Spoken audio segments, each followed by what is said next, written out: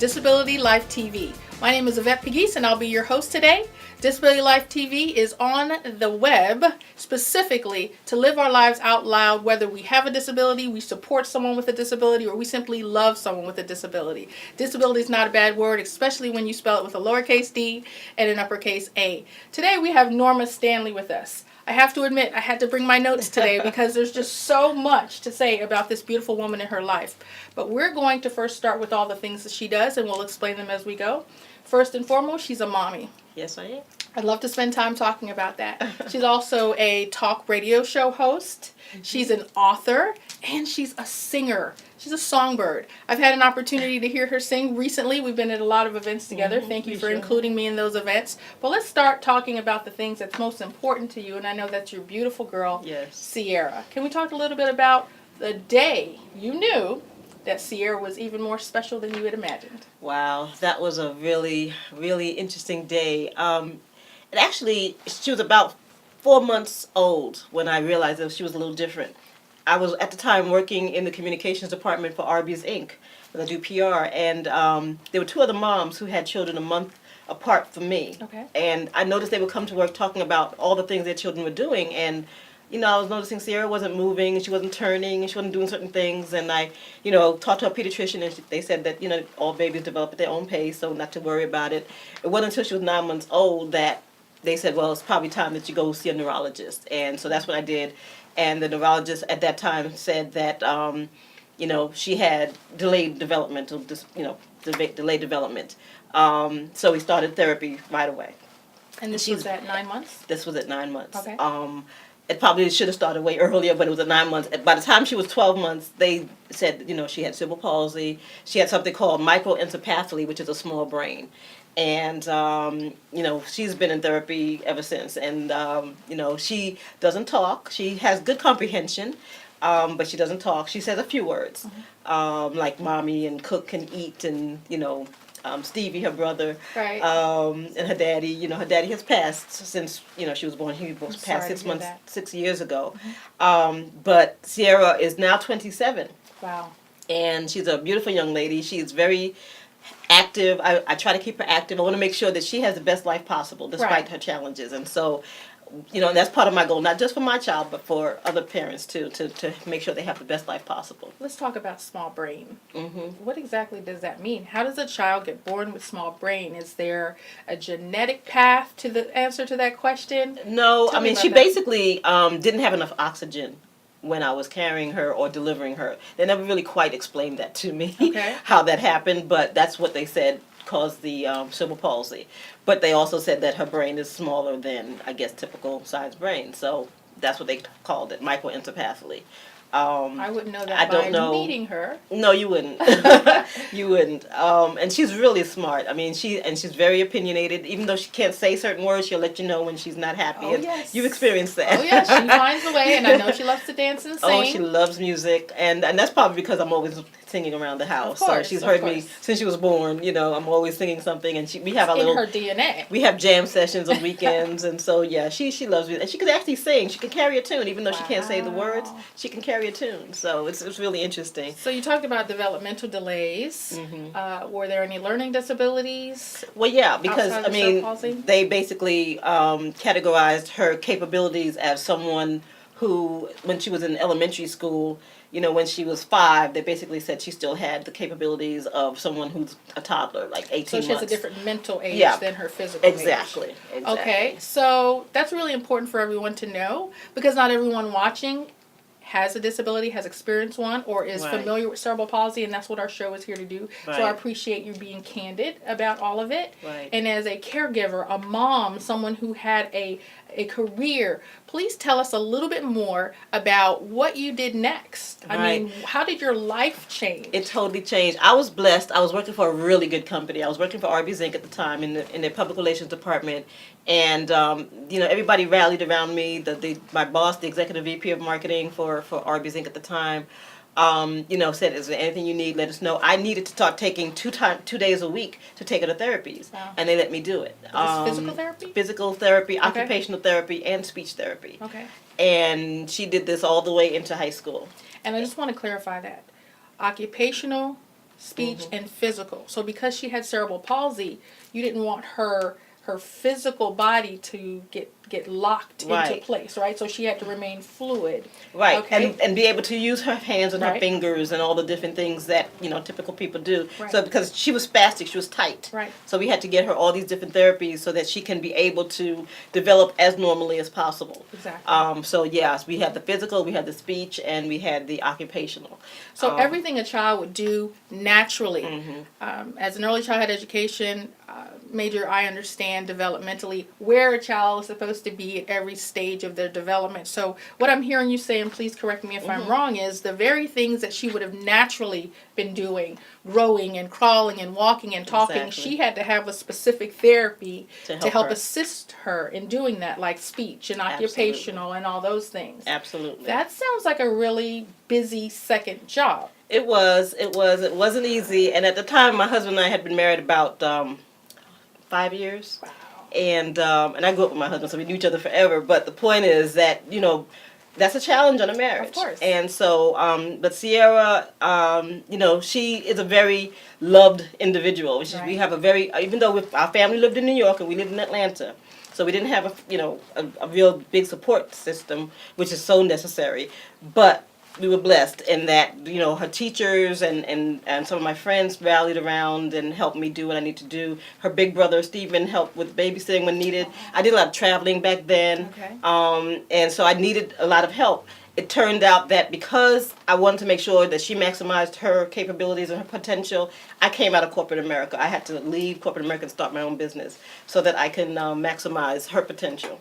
Now, as a mom, I'm sure you didn't have to think twice about leaving corporate America. Yeah. But as a beautiful, fledgling professional, were there any concerns or doubts or? Yeah. Yeah, I mean, it totally changed our household income. Of course. But, you do what you have to do. And I don't regret it. I'm actually thankful that I stepped out and did what I needed to do. Because I was more focused on, I wanted to make sure she had the best life possible. And I couldn't do that when I was out of town as often as I was out of town going, and I didn't want to, not be the best I could be in my corporate arena. So I just said, it's probably best for me to just come out on my own and see what happens. And actually, it was really a blessing. It was the best thing that ever happened because I don't think I would have done that, taken that step, had it not been for Sierra. So she really inspired me to come out of my shyness and come out of whatever limitations I may have had as a young professional, to go for it. Of course, and of it's been a course. blessing. It's like you saved and motivated each other. Exactly. Is that about Absolutely. right? She definitely motivates me. I mean, she makes me want to be a better person for her and to make sure that she can live the life that I want her to live and that I see her living. I've met a few very people like yourself who may have had some challenges physically. I don't know if there's a woman that I met many years ago. She's in my book. I wrote a book about being a mother of a child with special needs called The Elected Lady, Finding Victory in the Challenge. Words of faith, inspiration, and reflections for mothers of special needs kids and other moms. So Anyway. when will that book be Actually, available to it's us? available now. You can find me on Amazon. You heard it first on Yeah, Disability just Life look up TV. Norma Stanley. How do we find your book? It's on Amazon. You just look me up, Norma Stanley. It's called The Elected Lady, Finding Victory in the Challenge. And I interviewed 5 other moms. Okay. With children with special needs. Actually, one was a woman who was born with cerebral palsy, who was living a totally full life, and she just amazed me. She used to work for the Georgia Department of the Georgia Development Council. Yeah, that's the Council of Georgia Council of Development of Disabilities. Worker. That one. Yes. And she was an amazing woman. She had been married twice. She had a typical child, even though she was in a wheelchair and wasn't able to use all of her body physically, she was still living a full life. She was such an inspiration to me. And so I included her in my book. And I interviewed a few other moms. I interviewed a mom of a child. She had a typical daughter. She was a valedictorian of her high school. Okay. And on graduation, she was preparing to do her speech for graduation. She passed out. She had a coma. She was in a coma for 8 years before she passed. So you don't have to be born with a disability. It could happen to anybody. And so the point is to learn how to manage that challenge. And, sometimes our misery turns out to be our message. And we can use that to help other people. And that's what God has been blessing me to be able to do since Sierra's been born. Let me ask you, you mentioned typical. child. Tell us exactly what a typical child is. Well, we don't like to say, not normal. I mean, typical children are children who are born with all their faculties, all their capabilities, and can do anything. Just because our children may have disabilities doesn't mean that they're not normal. They're totally normal. They're just differently abled. So that's what we like to say. Our children are differently abled. They can do things differently than other children can do, but they're still able to do certain things, and we want to bring out whatever it is that they're able to do.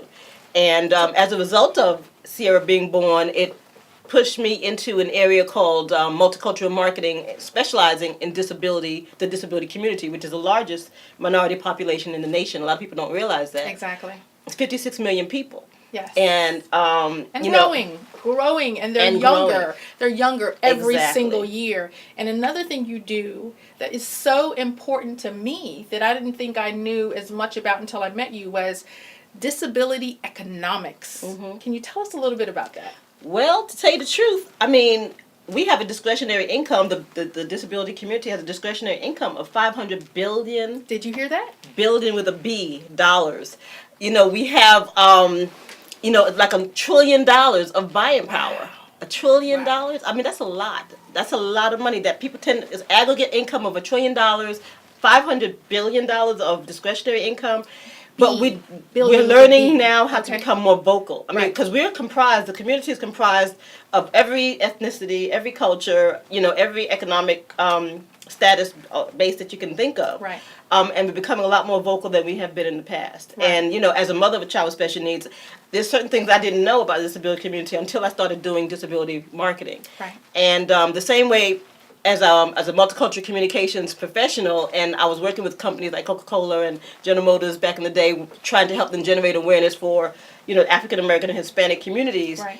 Now we're working with companies trying to make sure they understand that the disability community incorporates both African Americans and Hispanics, two of the largest segments in the disability community. Exactly. And why is this important? Let's share just a little bit about why disability economics is so important before we go to the break. Well, because, for businesses, it's all about the dollar bill, unfortunately, but it is. And because we are loyal customers.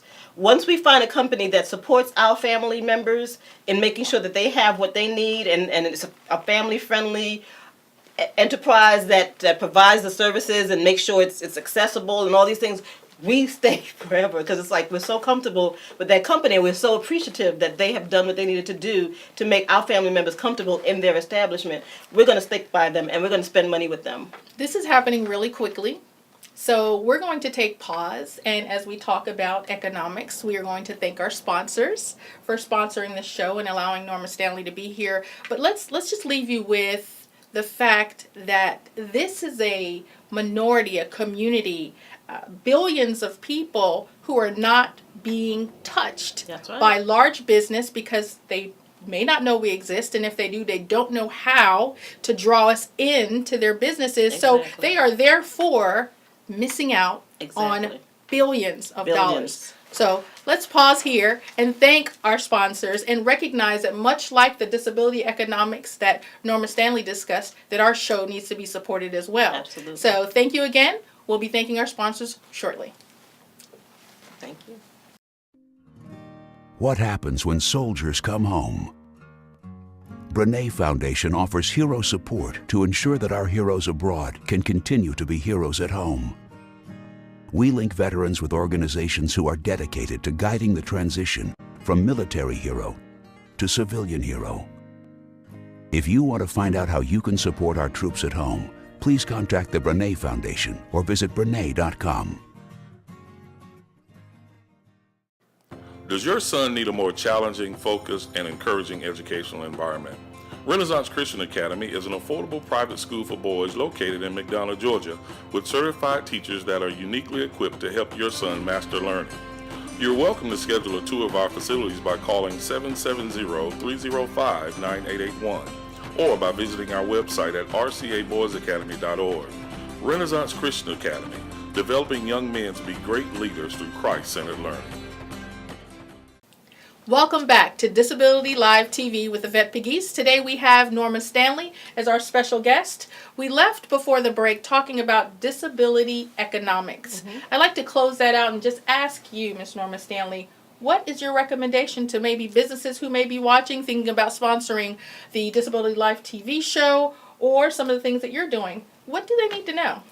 Well, they need to know how to do it properly, and you need to talk to experts, people who have been through it, people who understand the demographics and the psychographics. And my company, EE Marketing Group, that's what we do. That's what Yvette does with her specialty and her consultations. So that's the kind of thing that I would recommend, is to talk to the experts about what the disability community offers in terms of revenue and profit building for your company, because it's different for every company. The recreational and travel industry is huge. The transportation industry is huge. The food and beverage industry is huge for that area. So, I mean, any business actually, but those particular industries particularly have amazing potential for profit building in with the disability consumer. So that's something that I would highly recommend that you pursue, is getting an education. We do workshops on that whole area for you, so we can provide you the information that you need. So I hear consulting, training, and growing. Is that a fair way to close that out? Absolutely. Excellent. We talked about being an expert, and you specialize in so many things, and I think it's pretty amazing as to how you were able to do this after having a child with a disability and creating your own space, reinventing yourself even, right? So let's talk about all the many things you do, starting with the book. You mentioned that in the first half, if we can start with that, and we'll talk a little bit about your music. Is that okay? Okay, that'd be great. Well, I actually came out with The Elected Lady, Finding Victory in the Challenge in 2007. And that book is still available, and I do speaking engagements, and I talk about being a mother with child with special needs and not giving up on your dreams. And that's part of what I want to be able to help other moms, because it's a challenge, especially for newer moms, to help them to be able to go for it, to really know that it's okay to take some time for yourself, to be healthy, to love yourself enough and love your children enough to go after your own dreams, not to give up, because God put us here for a reason, gave us the children that He gave us for a reason. That's right. To bring out those things within us so that we can share it with others, and that's what I want to be able to do. So dreams don't expire. They don't. But they inspire. Absolutely. How do you find your dream in the midst of appointments, doctor's appointments, and all the many things that it takes for a parent, a caregiver, a family member who is caring for a child with a disability? And I want you to talk about that and include self-care in there. How did you care for yourself? Wow. How did you, take care of Norma and get to the place where you could do it? I actually kind of lost me for a period. And that's where I had to dig deep and find me again. I lost, because it was all about Sierra for many, many years. Of course, and how did you do that? And so, spiritually, I had to really rely on the Lord to share with me who I was, separate from Sierra, and that, by going after my dreams, I've always wanted to sing, and I've always wanted to be a writer, and I've always wanted to be wealthy. How do I do that? How do I get back to that? And I was blessed that my husband was very supportive of my dreams and helped me where he could in pushing me to go out and make it happen. And so, unfortunately, again, he passed away after 25 years of marriage. And again, being married with a child with special needs is a very challenging thing. 70% of the marriages don't last. Let's stop there for a minute. I'm married. And I have a disability.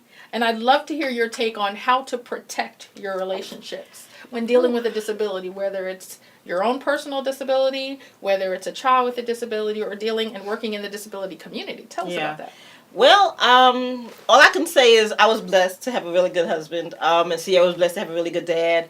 But it's not easy. I mean, it's a constant struggle, especially when you don't have a support system. Exactly. Caregiving and having people who support is so important when you have family members with special needs. And again, my family was in New York. Both of our families are from New York.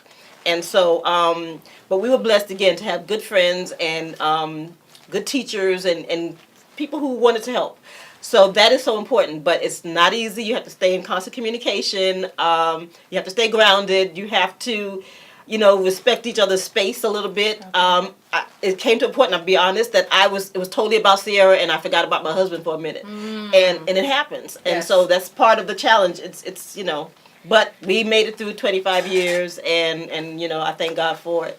So the point is that, you know, I just do recommend couples stay in constant communications, find time for each other separate from your child. And I encourage their support systems to give them breaks, find ways to take time out to say, we'll watch your child, you go Right. out for a weekend or a night out or whatever. It's so important. So Sierra's 27. She's 27 now. In 2015, we're celebrating 25 years since the ADA was signed. That's the Americans with Disabilities Act. It was a law that was enacted to support and to protect people with disabilities. So Sierra's disability was recognized just before the ADA was signed by the first Bush, right? Yeah, I know. Tell me about how that changed, or if it changed anything, since you're pre-ADA in your experience, right? I can't really say it's changed a whole lot from just little bit things that I've noticed. I mean, like I said, I was sharing with you earlier that we were in a fire drill last week, and it was kind of spooky because the building didn't, to me, seem quite ready for my daughter. Had my daughter been in that building when the fire drill actually started, it would have been a challenge. They told me that she would have to stay in the stairwell for 2 hours, you know, in a typical fire situation until the firemen came. Now, I wouldn't have wanted to keep my daughter just sitting there. Of course, I wouldn't have left if I was there, but the point is, there's got to be another way. You know, that's supposed to be the safest place, but I don't know about that. I mean, everybody else is gone, you just have to sit there for 2 hours? Very good point. I'm But not you sure. talk about protecting your relationship and being intentional and creating an atmosphere and an environment politically, financially, emotionally, spiritually for your Yeah. child. But what I was hoping to understand is that 27 years later, you are trailblazing. There has to be some new support systems that have been put in place since Sierra was born that you can tell us, being pre and post ADA experience in this area. And I don't want to belabor this because I really do want to talk about a few other things before we close out. But if you could just briefly talk to me about change. I mean, is there hope here? There is hope, but one of the things that kind of disappoints me, because since Sierra was born, there was a challenge. There's a lot of organizations out there that are put in place to help our families, Right. but the information is still not getting to the families Got in it. too many cases, which is one of the reasons why I do what I do. I do a monthly event called Coffee, Community, and Conversations that tries to gather parents together with information by having speakers like Miss Yvette come out and share their perspectives to help enhance the quality of life for families. We're actually going to be doing a conference in 2016, but there's not enough information getting to the actual families. I don't know if you heard. I'm so sorry, but No. Let's talk that about poor that. mom. Somebody wrote on Facebook. She killed her child and herself because she gave up, and she didn't have the support system that she needed. And I just want to make sure that doesn't happen to any other family. That happened just a couple of months ago Wow. here in Georgia. Right. We've got to, and I think it takes those of us who are right down there in the trenches to be Yes. able to help other families. So it sounds like dissemination of information. It's not happening the way it needs to be. And I'm also hearing that the laws, they are actual laws, are seen more as suggestions.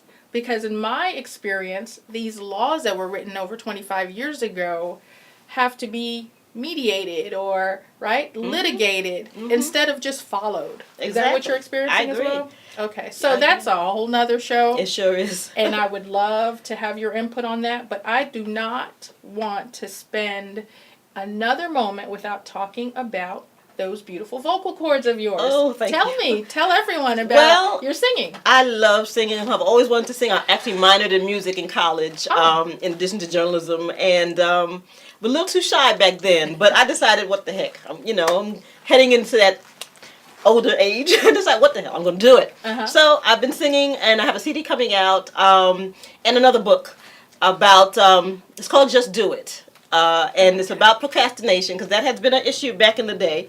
And I believe it will resonate with a lot of people about how not to waste time, how not to put off what you could do today. And I'm really excited about it. So the book will come out along the same time as my CD, which is coming out in March. Okay. The new book will come out. Is that a pairing or? It's going to be a pairing. The CD is going to be, because the book is about procrastination, how to Right. avoid the pitfalls of procrastination, and the book, the CD is called Just Do It. So the single CD, which is Just Do It, and the book coming out in March. And I'm really excited about that. I'm doing more singing at events, and I'm excited about the potential. I'm not a Beyonce. I'm not trying to do all of that, but I love the fact that I can go out and inspire people and Right. talk about Right. going after your dreams, and I consider myself to be a transformational speaker. I'm going Right. through my own challenges and changes, but I want to help bring people along with me. What's beautiful about music, and I've heard you sing, is that it's a ministry. You can speak to people who won't listen to words when you put a little bit of music behind it, right? Yep. So the melody in what you do really does minister in ways, and I will personally tell you that it ministers to me. Well, thank you. But because of who you are, much like myself, an overachiever, I need to know what's next. There's always something next, right? Well, yeah, 2016 is going to be an amazing year. Again, my first conference, the Coffee, Community, and Conversations Conference for Exceptional Families, is taking place in May of 2016. Miss Yvette will be one of the speakers. We're going to have some amazing speakers dealing with different issues having to do with enhancing the quality of life for families of children with special needs. And it's going to be an all-day conference, and we're going to do lunch, and we're going to have a great time. I'll sing a couple of songs, and we're just going to really share and really explore all the issues that are impacting our families and how we can make this a better world for families of children with special needs. Because, we're here, we're not going anywhere, and we're going to make things happen next year. And we talked about dissemination of information. What better way Exactly to not just hear about, receive, and discuss openly the resources that either are or are not available for the community? Am I hearing that? I agree. And we're going to be bringing people in who can share all those areas of expertise. Whether or not you should go self-direct, the ADA, what happens when they come out of high school? How do they go on to college? Because I wanted my daughter to go on to college, and there are some organizations, some universities that are providing that type of education for our family members. Yes. We're going to be talking about financial planning and estate planning and all the different things that families need to know so that they can make sure they have the best quality of life possible for themselves as well as for their children. Caregiving is a major issue because, sometimes you have to know who to trust. Absolutely. Unfortunately, in our families and in our communities, sexual abuse is a huge issue. It is. So there's so many things. I'm a journalist by trade, so I've tried to bring all of the information that's necessary to protect our family members as well as to help our family members. And there's so many other things, because we talked about physical age and mental age and opportunity, and I'm really excited. I'm really excited to participate next year. So as we close out with a heavy heart, I want to share with you something that we do a lot, and it's called our D-Life Diamond. And our D-Life Diamond is something that we can take with us at the end of every show, because there was a lot of information shared today. Obviously, contact information will be provided about our special guest. But what is the nugget? What is the diamond in the rough? What is the information that you want our viewers to walk away with? I'd love for you to do the honors today and tell us what that diamond is in a nutshell, in 15 seconds or less. What should our viewers take with them as a result of watching you on Disability Life TV today? Well, I would like for you to take away with you the fact that tomorrow is not promised. Today is all we have, and to make the best of it. We all have gifts and talents that God has given us. We all have passions, and we just need to go for it. Just life is for the living, and whether you have a special need or differently abled, whatever it is, use it, go for it, and make it happen, because you're here for a purpose. We're here to be blessed, and we're here to bless others. And that's what I'm about, and that's what I'm hoping to leave a legacy of blessings along the way, and using every gift and talent that I have. So I encourage people to do the same thing. Norma Stanley and her beautiful daughter and her son are leaving an incredible legacy for those of us who will follow and need to understand those things through literature, through digital media and marketing. I hear you saying that you can turn pain to pearls. Absolutely. And I love pearls. Amen. And I love each and every one of you for tuning in to Disability Life TV. Please stay with us.